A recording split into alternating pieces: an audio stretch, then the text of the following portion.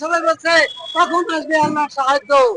আল্লাহ রাব্বুল আলামিন এই মানুষের দিকে তাকাইয়া এই পীর আউলিয়ার দেশে এই 199 ভাগ মানুষের 99 ভাগ মানুষের এই মুসলিমদের কান্নার আল্লাহ রাব্বুল আলামিন আবাবিক নামে ছাত্র নামে আবাবিক পাখি পাঠিয়ে দিয়েছে। আমি দেখেছি এখন আর সাংবাদিকটা বলে এখন বক্তব্য বিবরণ শোনা যায় যে ছাত্ররা ছাড়া আর বাকিরা তেমন যুদ্ধে কাজে লাগে নাই। এটা বাস্তব। আমি দেখেছি পক্ষে তারাই ই করছে।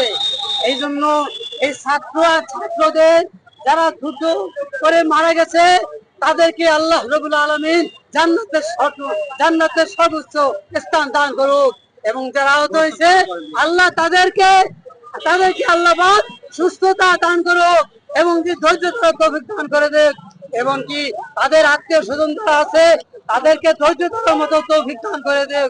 আমরা সকলকে যে বলি যে আমাদের এই জুলাই সনদের এই জুলাই যুদ্ধ করতে যারা অন্ধ হয়েছে, পঙ্গু হয়েছে, আমরা যদি তাদের কোনো পরিচয় পাই আরো 5 বছর পরে হোক, পরে যদি কোনো শুনতে পান তাদেরকে বীর কেউ না দেখ, আপনি নিজে তাদেরকে বীর তাকে মুক্তিযোদ্ধা হিসাবে তাদেরকে ইজ্জত করবেন।